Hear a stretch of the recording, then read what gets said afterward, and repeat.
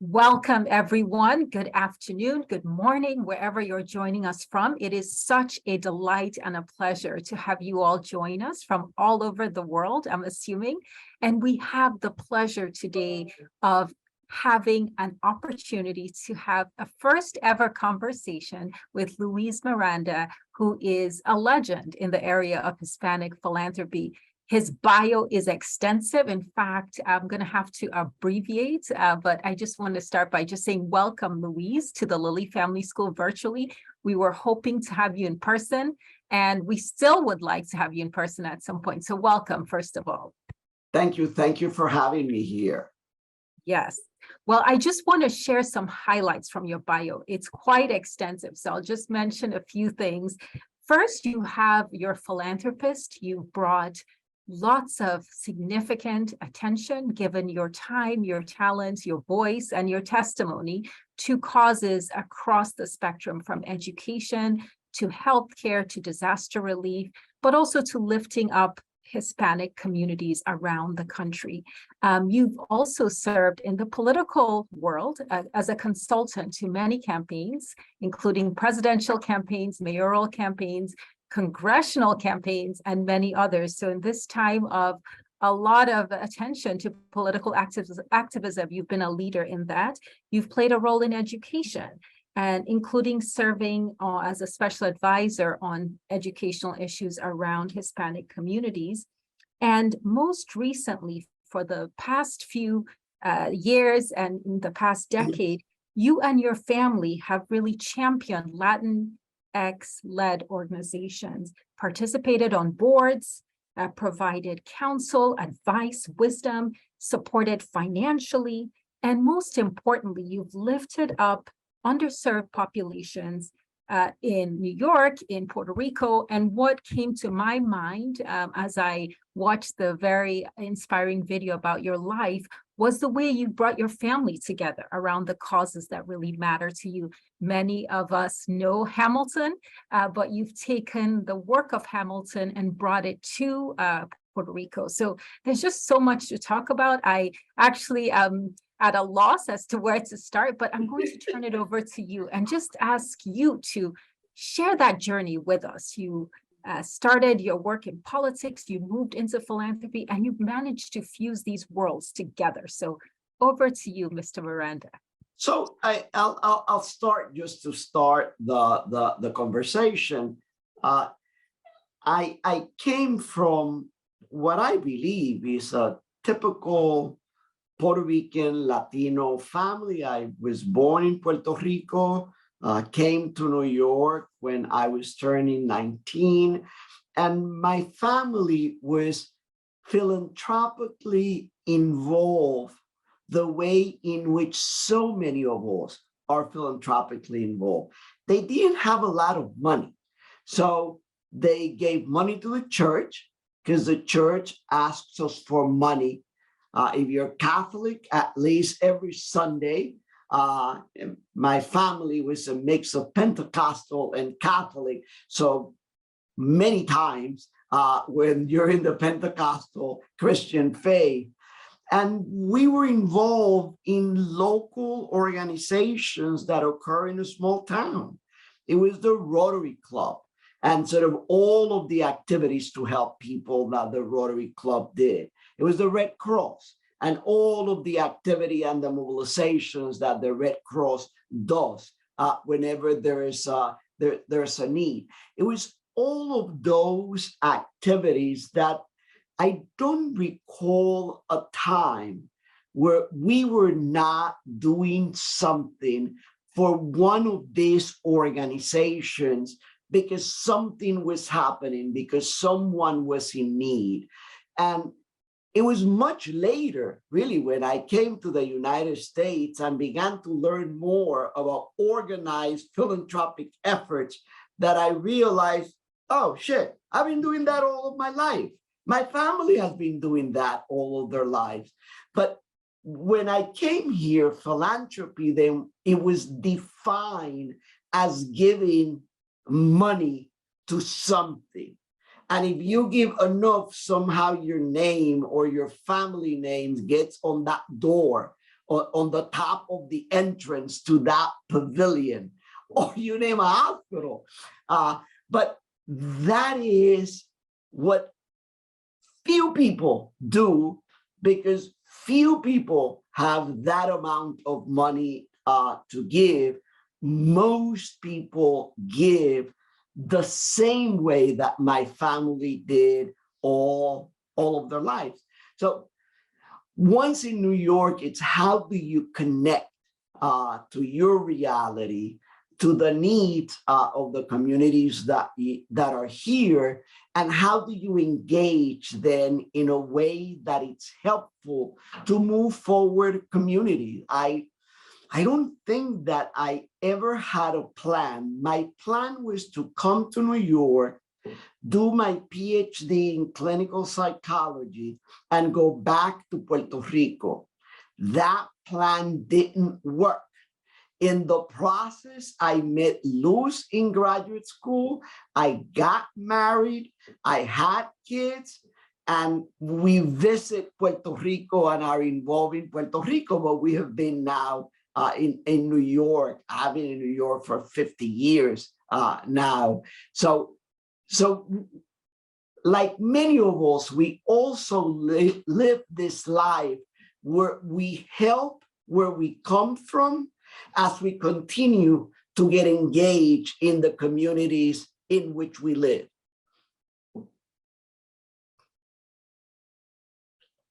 I love that. That is powerful, because the themes you're bringing up, family, community, and this idea of actually spanning communities. You can be in New York, but still involved in Puerto Rico, still engaged with the issues that matter to people back home. And it in some ways that reflects truly what we know about Hispanic immigrants, but maybe even broadly immigrants everywhere. And that gets me to really one of the questions that I have been wanting to ask you since we first met virtually. And that is really the notion of community. So you have bridged the gap between our own local communities in New York, in other parts of the United States, as well as back home. And right now we are at a very, I'd say, important inflection point. I have been part of research teams, spent time in Puerto Rico, and we've had a series of natural disasters that have affected the island, affected livelihoods. And I wanted to use this opportunity to really lift up the work you're doing in Puerto Rico and the themes that you have raised around unity, bringing community together. So here's my question, all of this to say, tell us about what your approach to really building community is, especially around Hispanic and Latino communities. What are the things that bring people together in this moment, this series of natural disasters and crises that we're dealing with, COVID, hurricanes, economic shocks? How can we continue to build this sense of community and cohesion at a time when there's so many things that are maybe even pulling us apart? Let me start with the connection to Puerto Rico. And I could talk about when Lin-Manuel did Encanto, which was about a Colombian family. We got so much involved and learned so much about the Colombian experience and their connection to their country of origin. So multiply it by the many countries, because we come from so many places, that for those of us who are coming from somewhere else, there is this connection to where we're coming from. What was very surprising to me, I probably should have not been surprised, but I was that my kids, who were already one generation apart, sort of born and raised in New York and in the United States, got involved with aid to Puerto Rico right after Hurricane Maria in 2017, with the same energy, enthusiasm, passion that I was involved. So it taught me the immigrant experience on how we are faithful and ready to work as hard as we can for the communities in which we are in the United States, but we never forgive, we never forget, we never grow far apart from where we're coming from, and that it's passed from generation to generation. And we all sort of work in our own ways. I got mobilized immediately with the nonprofit sector and government. How can government help Puerto Rico? Unfortunately, we had impeached Trump in the White House, so it was much more difficult. But local government helped. New York sent the first brigade of Parks Department employees that clean trees and streets and all of that to Puerto Rico. I immediately got the Hispanic Federation involved as a place that people know their money will be used wisely and there'll be transparency. My son, Lin-Manuel, did what he does best. He wrote a song, and that song then became a hit and raised additional dollars to continue the help to Puerto Rico. My daughter, who is in finance, was the one who stayed on that lane. So we all began to get mobilized to what we thought was important to do and to sort of listen to the needs of Puerto Rico so that we're not getting there in a parachute to do whatever we think it's needed, but whatever people think it's needed. That's what we should do in communities. COVID, it's another example because what COVID did, in addition to teach us on how we are not prepared at all at a societal level to deal with the crisis of that magnitude, it clearly shows what some of us know, which is the economic disparity that exists in our country. I live in Washington Heights. I live in a working class community. I see, as I move to other circles, of the economic disparities that are clear in our country. And so how to help was different. Locally, we are proud in my community of continuing to have so many small businesses, and how to help them survive became an imperative. And sort of going to the big partners in our community, like New York, Columbia Presbyterian Hospital, and them invest in those small businesses and giving grants for those small businesses. Go to landlords to forgive rent for small businesses so that they can survive 3 or 4 months without paying the rent because they were making no money. So then the reality became different. But if you hear me, at the end of the day, it's a mixture of being a volunteer, of people helping people, and those who have more to contribute dollars for the needs of communities. And I think that that is the beauty or the reality of our philanthropy. We give to the extent that we give. When I was president of the Hispanic Federation, we did a toy drive every single year to give toys to families that are less fortunate in New York. And we always ask people, if you could bring us something new, bring us something new. But if you can't, make sure you're not cleaning your closet. Make sure that whatever toys you're giving are usable for the hand-me-down, which is fine.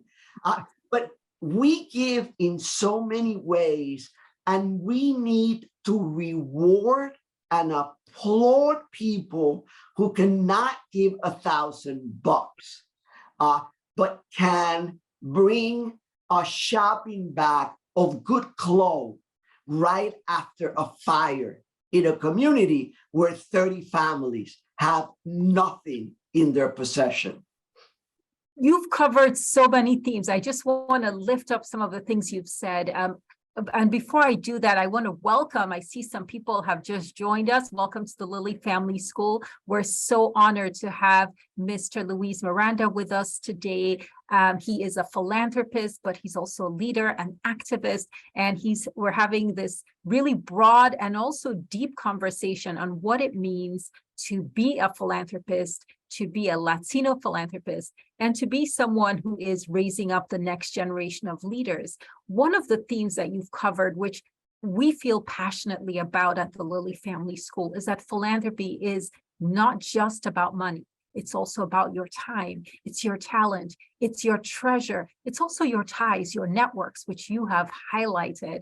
And ultimately, it's about using your voice. But something that really inspired me about your work is the way your family has worked together on these issues. Like you said, you were even surprised that your son and your daughter cared about these issues almost more passionately even than perhaps you expected them to. So you're clearly doing something right. And I think there's something you can teach all of us today in all of our roles. What can we do and what have you done? What are some lessons you've learned in working with your family, but also the next generation of young people, Latino philanthropists? What are some ways we can continue to share this idea that philanthropy is not just money, it's all in giving, how you bring everything you have to make the world better?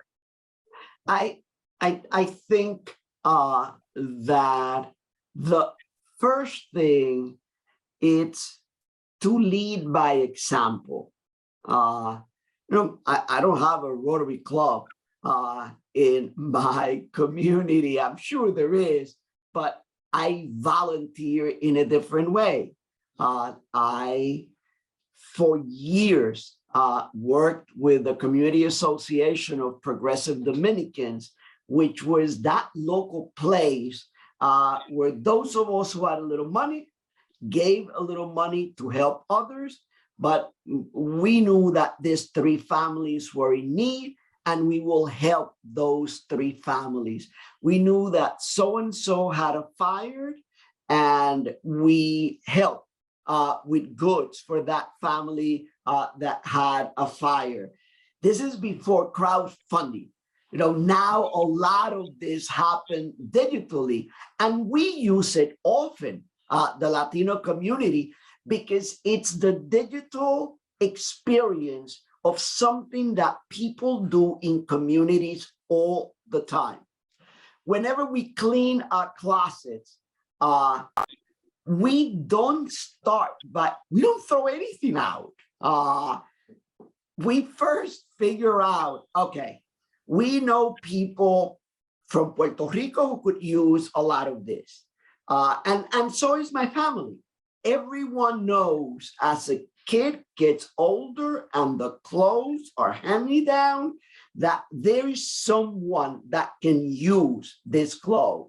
So I think that it starts by making sure you lead by example.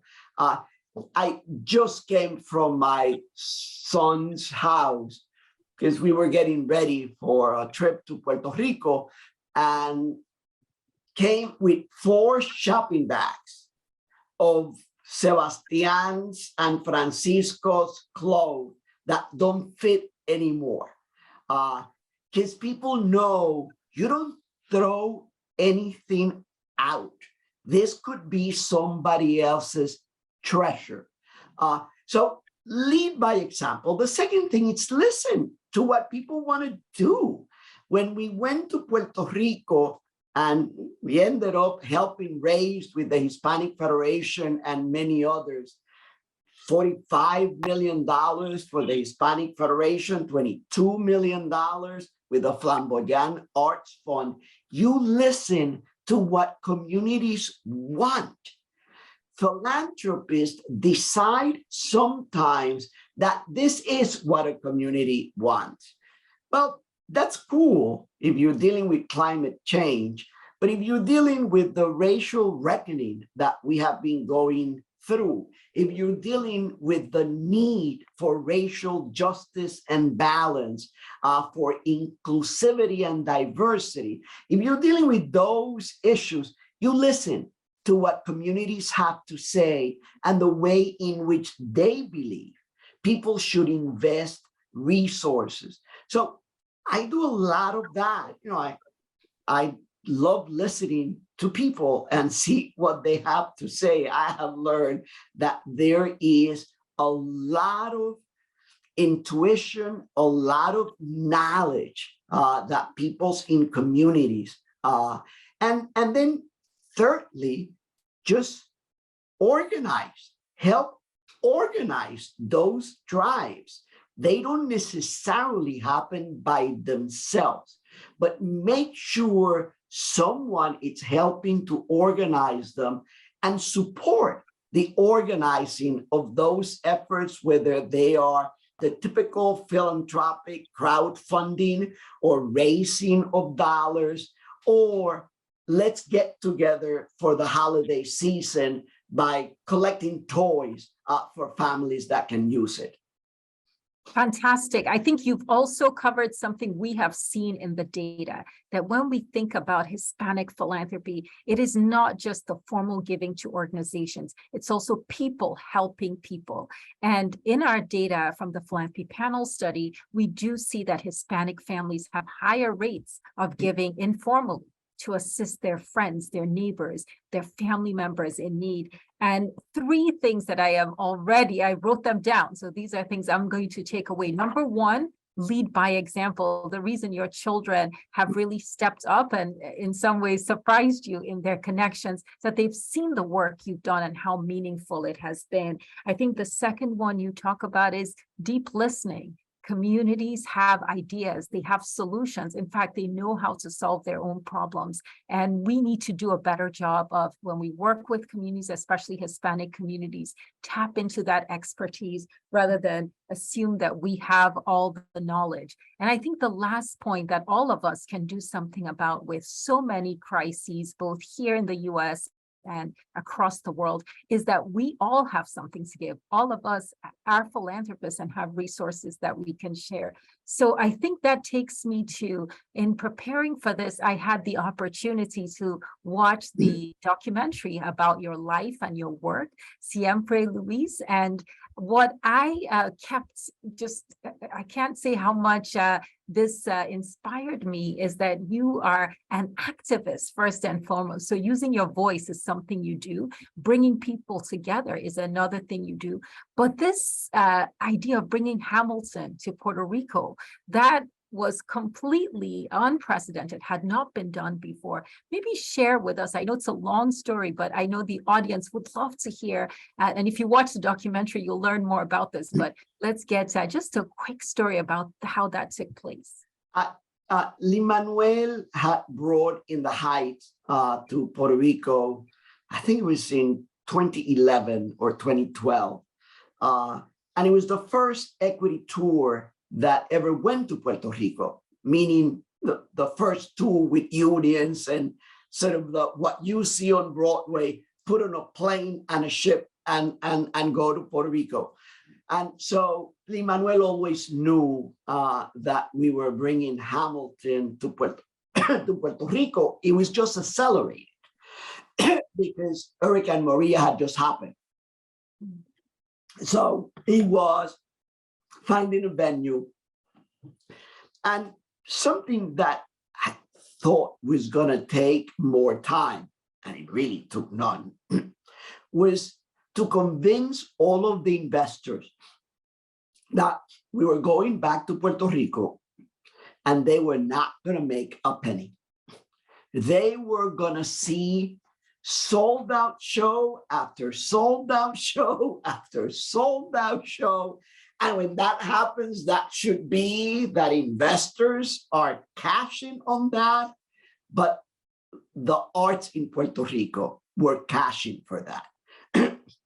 And we made that very clear from the very beginning to everyone. The arts, as important as they are the last sector that people think of under normal circumstances. You know, the amount of schools that have no arts in poor and working class communities, no resources for the art, it's outstanding. It's unbelievable.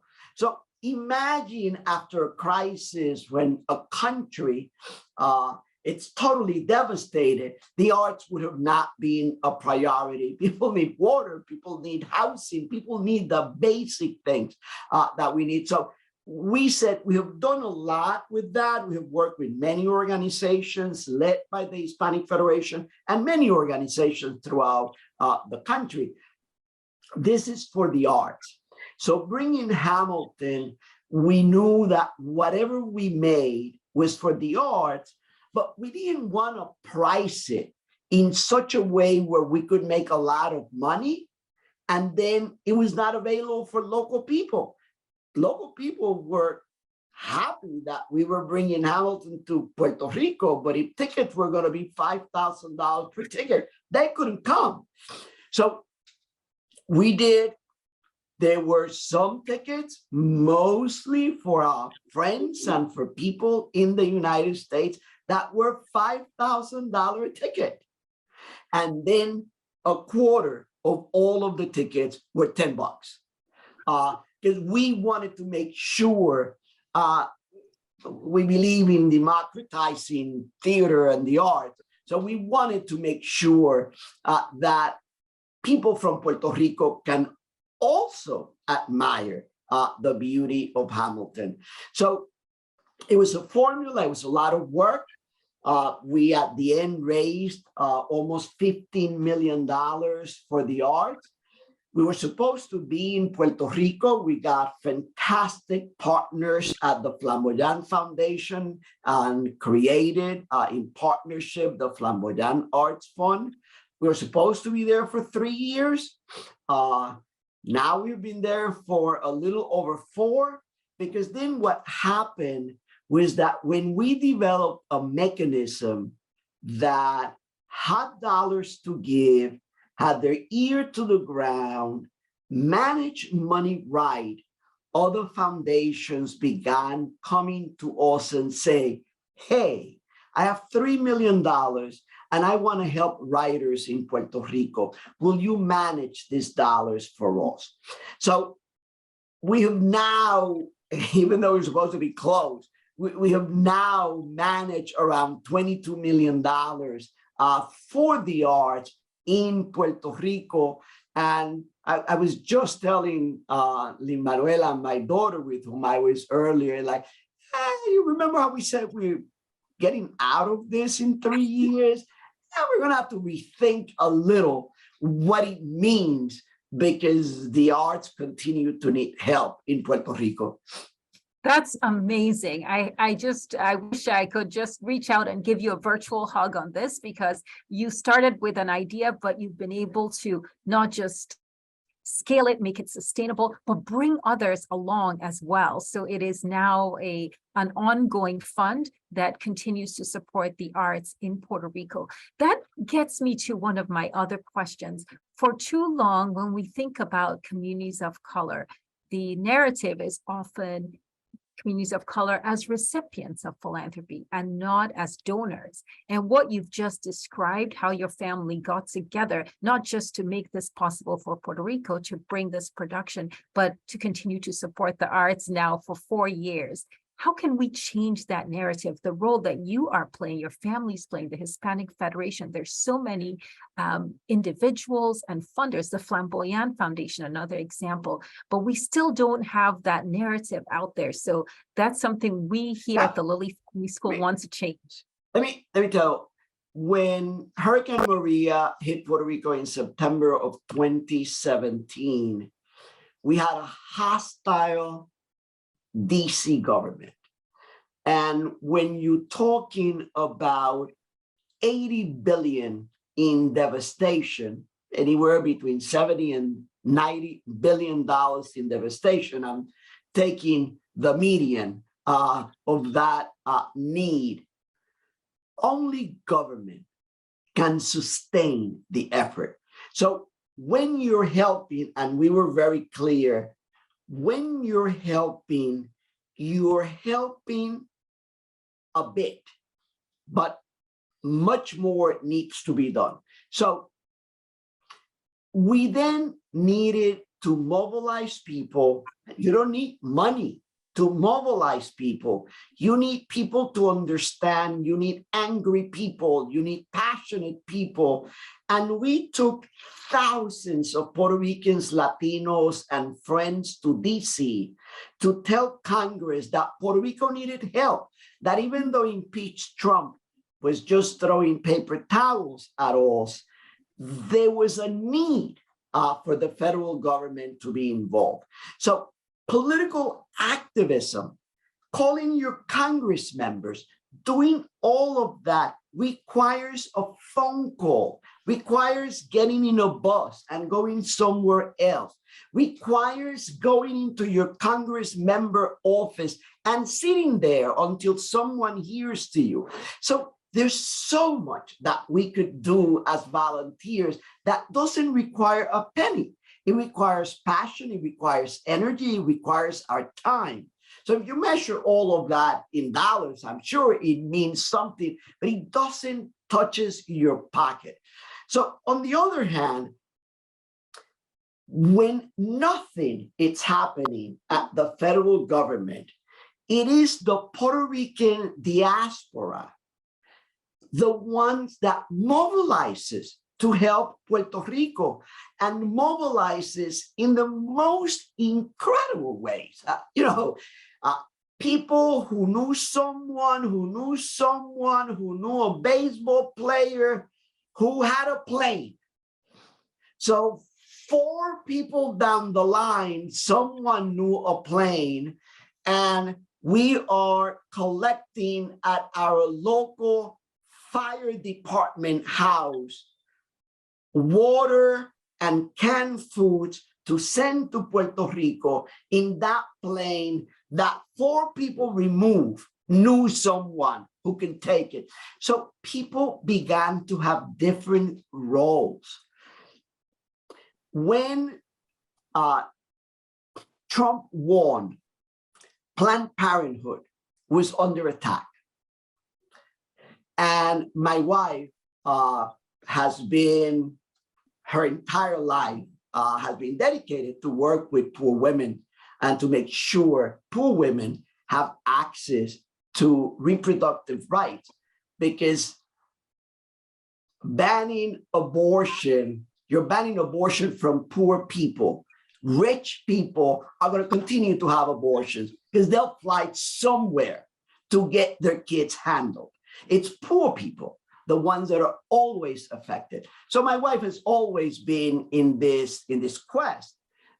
So we knew the attack on Planned Parenthood, and we started with Pricio, this crowdfunding campaign that raised millions of dollars. Wow. In little donations of no more than $10. And then Planned Parenthood got this very rich database of 80,000 people who were moved by what was happening in the world of reproductive rights, that you can mobilize again. We did the same thing for Puerto Rico. We sat at the Hispanic Federation opening envelopes, of a bag of coins from kids that they collected at a school, to a little check of $13. So people are good. I have learned that people are good and they're willing to do as much as they possibly can do if you convince them that this is the right thing to do. And we saw it with Maria, we saw it with Planned Parenthood, and we see it over and over and over. I could not agree with you more, as we have studied generosity here at the school around the world. One thing that unites communities, whether they're in Latin America, in Puerto Rico, in Africa, in Asia, in North America and Europe, is generosity, the willingness to give and to be involved. And that gets me to another question. We get this question a lot, and I'm sure you get it too. Many organizations want to engage Hispanic, Latino communities and newcomer communities. So they want to engage them as volunteers. They want to invite them to be donors. They want to involve them in advocacy. There's so many ways, and these organizations struggle. And it's not just the large nonprofits, but colleges and universities would like to engage their Latinx and Hispanic alums. And what they ask me often is, what can I do to reach the newcomers in our communities, in our universities, in our nonprofits? And so, because we need to have your answer, you are the expert. You've done this for decades. You have a track record. What can be done, both for large organizations and small organizations that want to build relationships, authentic relationships with the Hispanic community? I'll start with listening, and I'll give you an example. The Latino Community Foundation of San Francisco, I use them as an example, but there are many other examples, have developed now for a number of years giving circles. And you give 1,000 to participate. So it's not for everyone, but it's for more people than you think of, because it's $85 a month. So when you think about $1,000, you say, that's a lot of money. When you think about $85 monthly, that's a different reality. But then those given circles decide who is that money going to. So it's not only involving people in ways in which they can with dollars, but it's then involving them in looking at the network of organizations in their community, their volunteer groups in their community, and figuring out, who do we give this money to? They have raised over $2 million. How do we distribute this money to people who really have roots in communities? So I have learned that when you go anywhere in a parachute, you end up looking at the landscape, but you never become a flower in that community. And we need to do more of that. We need to listen to what is it that a community needs. And even when you make the decision, we made the decision during the pandemic that New York Presbyterian Hospital was giving us millions of dollars to give out. And we decided we were going to help small businesses. They were key to our community. So many of those were owned by Latinos, many Dominicans who have worked so hard to create those little businesses in our community.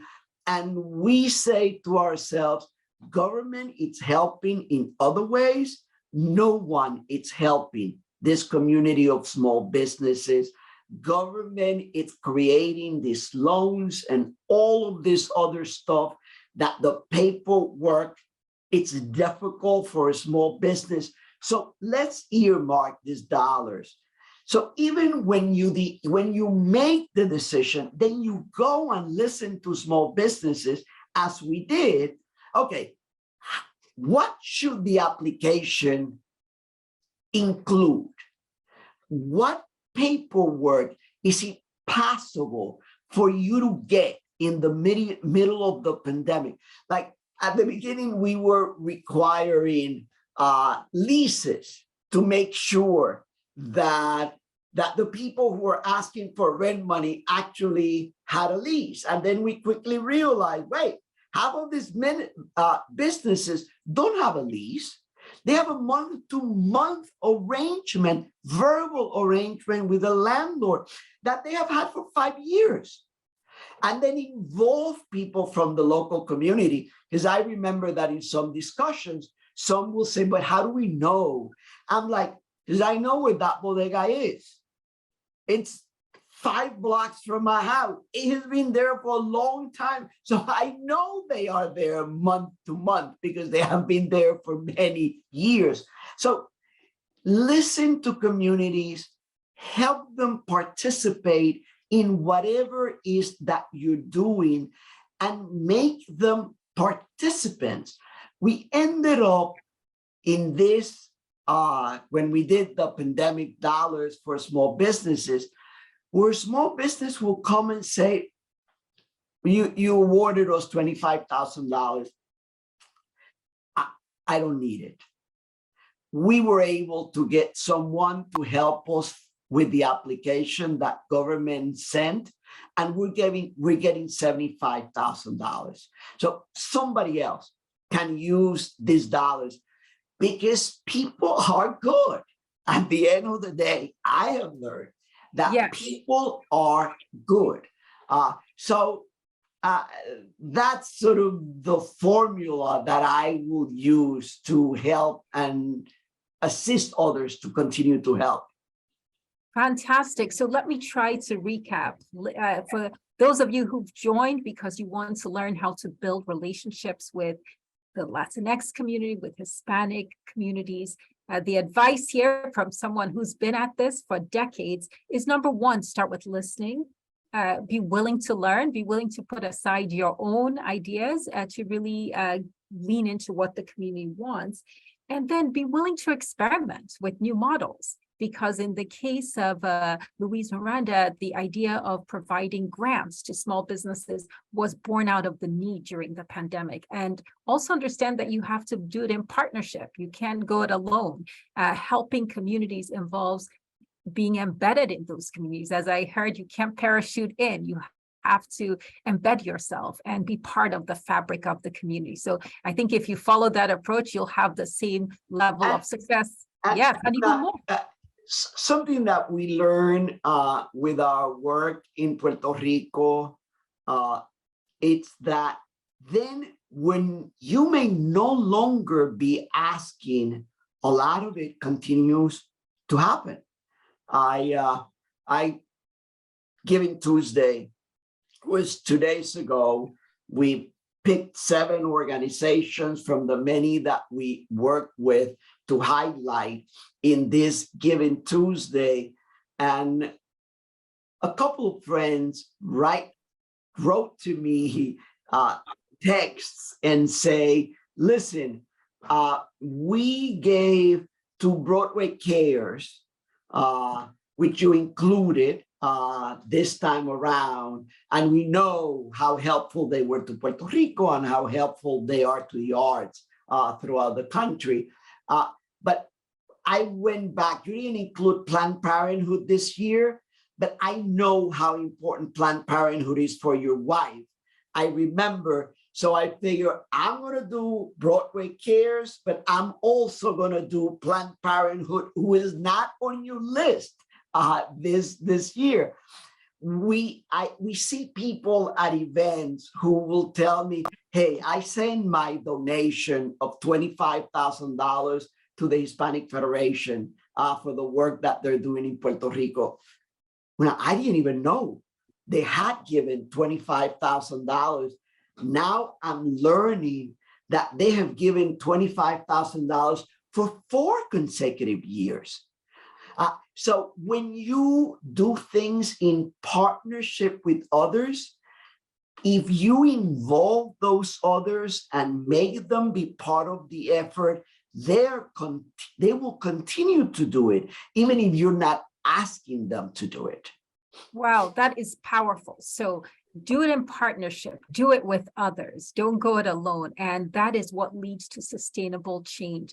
There's so many questions that are coming in through the chat. I want to just mention that we're so pleased to have Louise Miranda. We hope to continue this conversation. This is one of many. I should also mention this is part of the Mays Family Institute on Diverse Philanthropy, our very first lecture of the fall semester. But in this, lots of folks are already sending in questions, and I don't know if we're going to be able to get through all of them, but at least I want to try to get through some of them. The part that I think so many people are already sending in their comments about, we all know a little bit of the Hamilton story and also your family story around philanthropy. What was interesting to me, I think one fun story was that you actually wanted your son to be a lawyer, not an artist, not an activist like you. So I just wondered, and now you've managed to bring it all together. He's doing you're still in the activism realm, but he's also bringing art and philanthropy all together. So share with us just very quickly what some of those conversations you had around art, around activism, around being a lawyer, all those conversations you had with your family. Listen, you have immigrants want their kids to be teachers, lawyers, doctors. Those are the things that we are taught that our kids should be. So being an actor and a screenplay writer, it's not in the manual for immigrants. That you want your kid to be a playwright was not on my manual. So I tried for what I was in my manual, which is you go into a profession that is respected and that is going to take you to a better place than my wife and I. And you always, any parent wants that, but immigrant parents for sure want to make sure their kids are doing much better than them. Otherwise, we would have stayed where we came from. If we could have done it there. So I quickly realized, and that's what you need to learn as parent, that is not going to be a lawyer.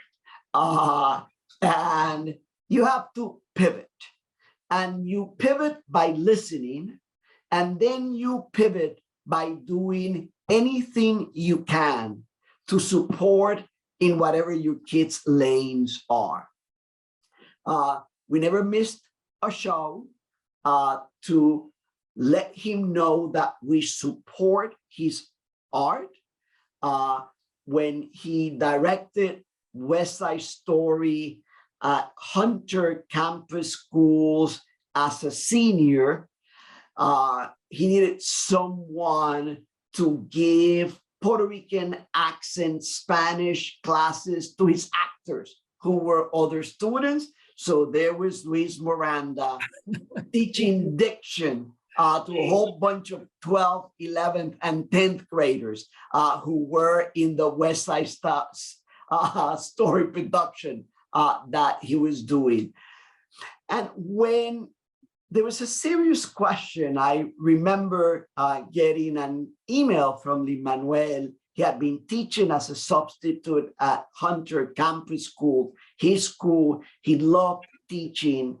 It's a dream job. And then he was offered a full-time position. And he asked me, I could do this and be a great teacher in a great school and help generations of kids. Or I could continue to be a sub and continue to work in the Heights to see me go somewhere. Believe me, there was nothing more that I wanted to say than take this damn job, become a full-time person, stop gigging, and just become an adult and get a full-time job. But I remember when I went to my dad at 18 and said, I'm going to go to New York. I know nobody, but I'm going to see if I could make it in New York. And my dad just helped me get to New York. So I said, honey, that is the wrong path. You need to give the screenplay writing a chance, and you do it by continue to gig, have enough to pay your rent. You know where our pantry is. We live 5 blocks away, and see if you could make it. He made the right decision. That's phenomenal. So I think what I'm hearing, and I want to just call all of us to this point today, is just continue to invest in the dreams of our young people, whether they are artists, whether they're scholars in every realm. Support them as parents, as friends, as those of us in education, as faculty, as students. We all need someone to really pour into us. And I have one last question. I actually have two, and I'm going to give both of them very quickly. The first one is came through the chat. Our audience wants to know, how can funders support Latinx leaders, young emerging leaders, activists? What can they do to make sure, just like you supported your son, invested in his dreams, helped him? And then the second question actually is one I've been wondering since I first met you, which is what keeps you inspired? Because the inspiration, the energy, we all feel just blessed to have the opportunity to chat with you. But what motivates you? Because you are not slowing down. In fact, by all accounts, you're even ramping up your work. So this is a chance to really find out what is that secret sauce, and how can we all learn from you in this moment to kind of stay motivated and stay on course? Let me start with the first one. I gave you the example of someone who knew someone who knew someone who knew someone who knew a Latino baseball player who had access to a plane. That's how you find emerging leaders.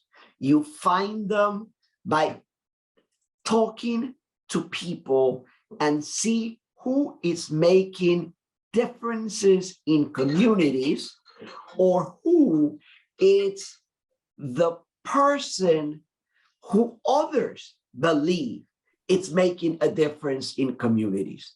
So a community organization, big, small, medium, a philanthropist, a foundation, need to talk to that community that they want to help, need to talk to leaders who are in the area that they want to begin to fund in order to decide how to do it. Don't use your way of doing things. Figure out if those ways work. Absolutely, don't reinvent the wheel. But if you have to change, do that, because that's the way in which you get to communities, by listening to those communities. You fund one community organization, and you will quickly learn that that community organization works with 5 more community organizations in the area or in neighbors, in neighboring communities, and you begin to create your own mosaic of the people that you want to support. So I think that's the way to do it. So get started. Don't be intimidated. The power of networks will work in your favor. And back to the theme that all of us have learned from today, which is the importance of listening and being willing to experiment, try new things. And then what keeps you inspired? What brings you hope right now? This is a world that needs inspiration. Everything. I wish I had more of me. I have an amazing team that it's constantly willing to experiment. We call them embelecos. It's something new that we are going to do, and they're never afraid of trying it. But yesterday, I was talking to the head of our philanthropy, who happened to be in my house, and I was watching the Christmas special. I love the lighting of the Christmas tree, but I never want to be with 50,000 other people. So I was watching the TV, and they had this young Latina who created something that was called the Art Bus. And she took 2 buses. Her husband and the family refurbished it, make the buses work, and they go from community to community teaching art to kids. And I tell my head of philanthropy, I want to know where that lady is. I want to help her. So it could be as simple, and then my wife and her have been on a plane, but the moment she lands, I want to talk to her. How do we find the woman from the Art Bus? Because we need to help that woman continue to do what she does. So it could be as simple as minding your own business and seeing the Christmas Rockefeller Center tree be lit, and realize that there is an important thing that happened there, or the passion projects that we have in helping on equity, equality, and working with working class and poor people. Wow, well, thank you. I just want to say on behalf of the Lilly Family School, the Mays Family Institute, Louise, we are so grateful to you for your leadership, your inspiration, your passion, and most of all, for lifting up philanthropy and Latino philanthropy in particular. So thank you, gracias. I'm going to turn it over to my colleague, LaKoya Gardner, who's going to close us out. There's so many questions that have come in, and we will have to do our best to circle back and get responses. And at this point, I'll turn it over to LaKoya.